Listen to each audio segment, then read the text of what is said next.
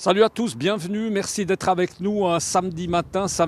Eh bien, vous le voyez, ma foi, une fois n'est pas coutume, hein, il fait pas très beau. Une petite bise légère souffle sur Genève. Genève, on va en parler avec un projet qui retient déjà toute l'attention. On en a beaucoup parlé la semaine dernière avec les hommes politiques. On parle évidemment de ce projet des clés de Rives. Avec nous pour en parler, Fabrice Breteau, le directeur de ce projet Clés de Rives. Bonjour Fabrice Breteau. Bonjour. Merci beaucoup d'être avec nous. On va circuler, on va marcher un petit peu tous les deux. En attendant, on observe là, je crois, avant toute chose, l'une des parties importantes, évidemment, Fabrice Breteau, de ce projet. On est boulevard Jacques Dalcroze. On voit très bien dans l'alignement les trams, les bus. Plus loin, la place de Rives avec justement ces bus.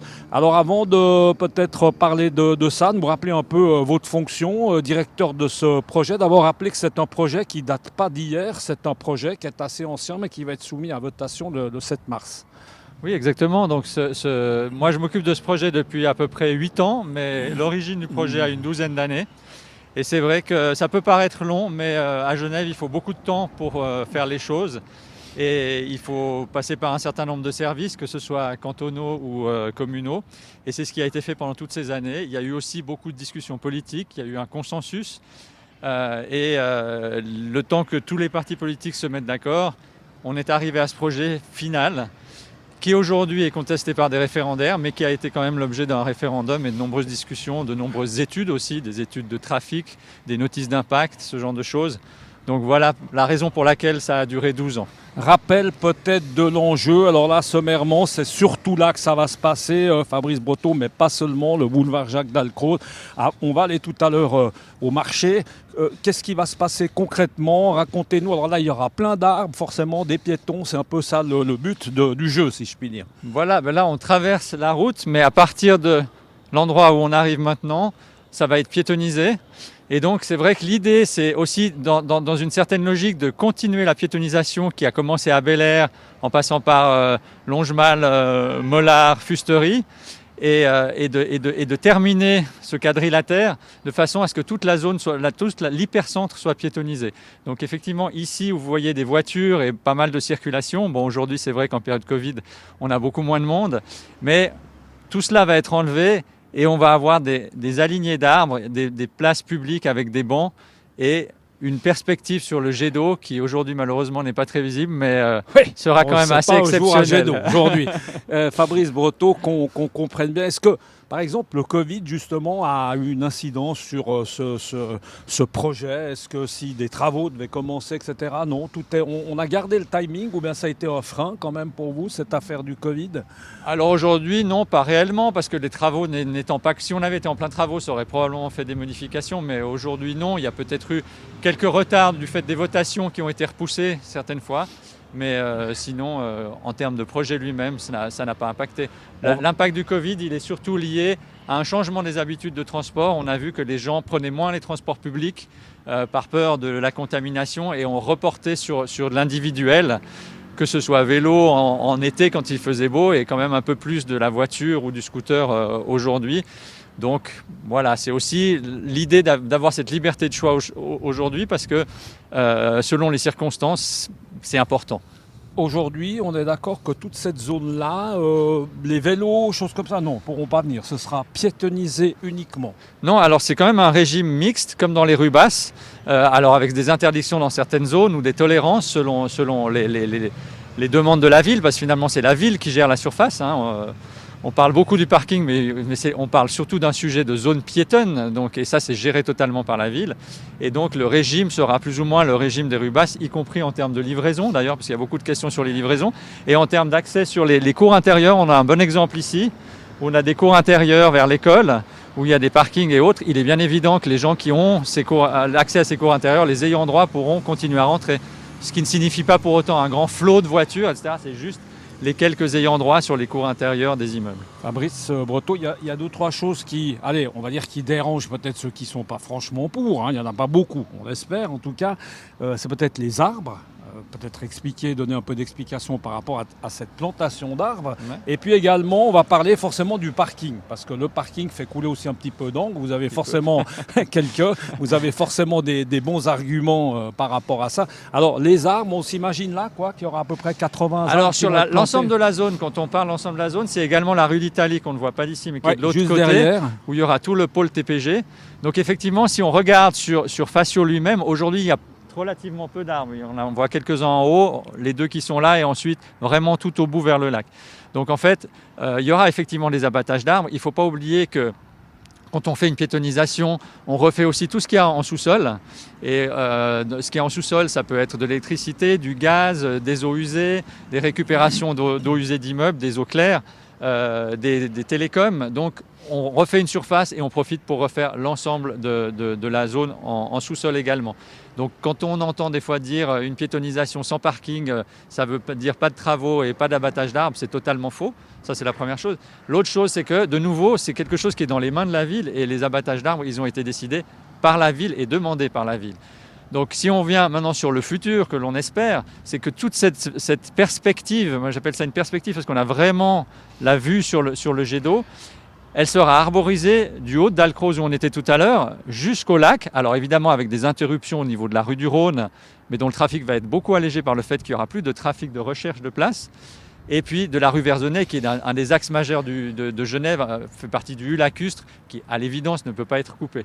Donc voilà. Mais une grande arborisation, puisqu'on a un bilan positif avec 84 arbres. Je précise des arbres de grande taille, puisque ne serait-ce qu'à la rue d'Italie pour les bus, on est obligé de planter des arbres dont les premières branches sont à 4,50 m pour que les bus et les câbles... Oui, parce que ça aussi, il y avait un peu de flou. Je crois que c'est important d'en parler. Ouais. Il y a des gens qui ont dit que ce serait des arbustes, etc.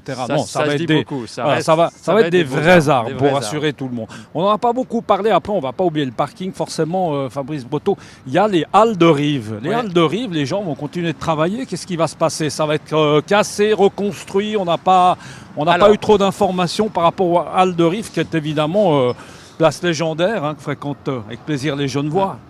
Alors, les halles de rive, j'ai entendu dire qu'il y avait des projets de rénovation au niveau des halles de rive. Dominique Rieser, d'ailleurs, qui est un des grands soutiens de Clé de Rive, président des halles de rive, l'a dit. Il y a des choses qui sont prévues par la ville. Les halles de rive appartiennent à la ville. Donc ça va être refait, sauf erreur, mais sous vérification. C'est pas vraiment sous votre contrôle. Voilà, exactement.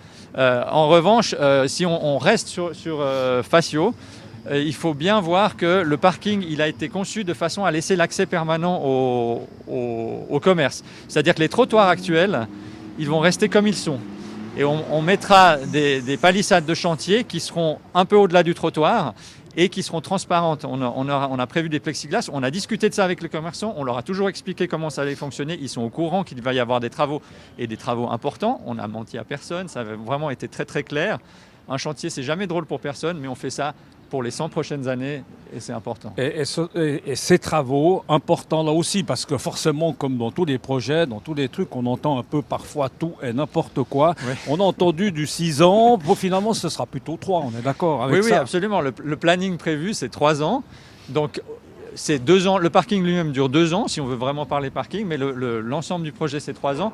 Et il faut bien voir que c'est par zone. C'est-à-dire on n'a pas 3 ans sur les 33 000 m² aménagés. Ça se fait sur la zone d'Alcroze d'abord, ensuite sur le Triangle d'Or, sur la rue d'Italie, etc. Donc ça a été défini par la ville de nouveau par tranche. Bien sûr, le planning n'est pas définitif et affiné tant que le projet n'est pas totalement en route, mais on parle de 3 ans par zone. Alors, Jacques Dalcroze doit être content du reste, parce qu'on parle beaucoup de lui en ce moment. Jacques Dalcroze, il va y avoir... Et Pierre Facio. Et Pierre Facio, exactement. Il va y avoir le parking aussi, le fameux parking qui va être sous, justement, Dalcroze.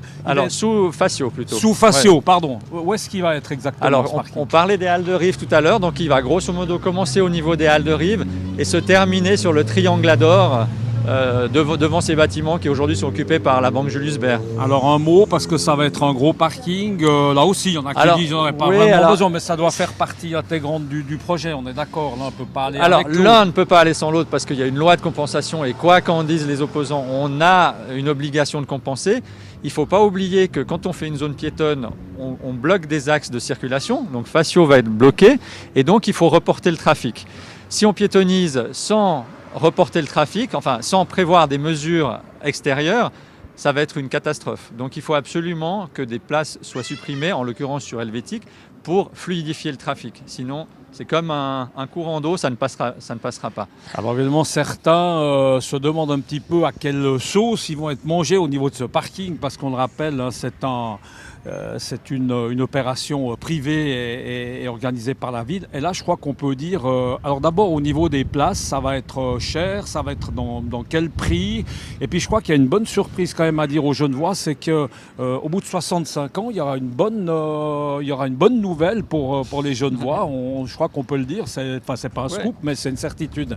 Alors au niveau des prix, ce sera les prix des parkings habituels, c'est-à-dire c'est la concurrence. Le parking de Rives là est pas bon marché, hein. Par exemple, est-ce qu'il va ça va un petit peu. Alors, je ne sais pas si ça créera une concurrence, mais de toute façon, aujourd'hui, on est dans un marché libre et c'est la concurrence qui fait effectivement les prix.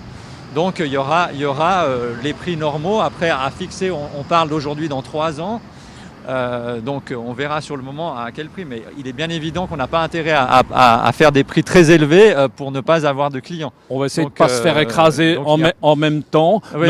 Le financement, on a parlé de bonne surprise parce que c'est un coût important. Racontez-nous un peu ce financement privé et ville. Ce qu'il faut savoir, c'est que la ville a ce qui est voté aujourd'hui, c'est une demande de crédit pour 34 millions pour aménager les zones piétonnes. Donc, c'est la ville qui paye les zones piétonnes. Mais le parking, ce qui a été dans le deal, ça a été de participer à hauteur de 10% dans à peu près 3 millions qui sont donnés tout de suite dès l'entrée du chantier. Et d'autre part, ensuite, on parle sur un droit de superficie. Donc le sol qui est occupé, ou plutôt le sous-sol qui est occupé par le parking, donne droit à un loyer à la ville. Et ce loyer a été calculé sur la base du chiffre d'affaires, ce qui est complètement exceptionnel. C'est la première fois que ça arrive. D'habitude, les chiffres d'affaires sont calculés sur bénéfice. Et tous les parkings qui se sont faits en ville de Genève ont payé souvent les premières redevances après 10 ans, 20 ans d'exploitation. Là, dès le premier jour, le contribuable genevois recevra une partie du projet. Alors on nous reproche parfois que oui, mais c'est progressif, etc.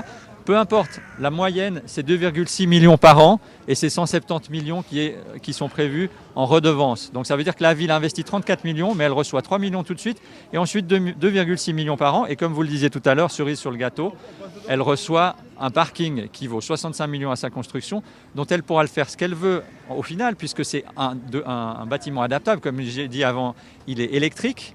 Il est adaptable à l'électrique, mais il peut être modifié dans toutes sortes de choses, y compris des parkings à vélo. Aujourd'hui, à Amsterdam, on construit des parkings à vélo. Si vous faites une zone piétonne, si vous faites la maison, sans faire la cave, demain, vous devrez refaire la cave. Parce que si, admettons qu'il n'y ait plus de voitures, moi j'en doute très très fortement, je crois plus au car sharing et aux véhicules autonomes. Mais si demain, il n'y a plus de voitures et qu'il n'y a que des vélos, ces vélos, il faudra bien les mettre quelque part. Et on ne va pas les mettre en surface. À Amsterdam, ils creusent des parkings pour mettre les vélos. Fabrice Breton, on va terminer avec ça. Demain, si ce projet passe, début des travaux, on peut imaginer que ça démarre quand, tout ça? Alors écoutez, il y a une problématique juridique, comme sur toute autorisation de construire à Genève. Je ne connais pas d'autorisation de construire où il n'y a pas d'opposants. Donc il y a des opposants. Mais l'autorisation aujourd'hui a été accordée par le département des autorisations de construire. Donc c'est une question de 6 mois, 9 mois pour régler les oppositions. Et à partir de là, les travaux pourront commencer.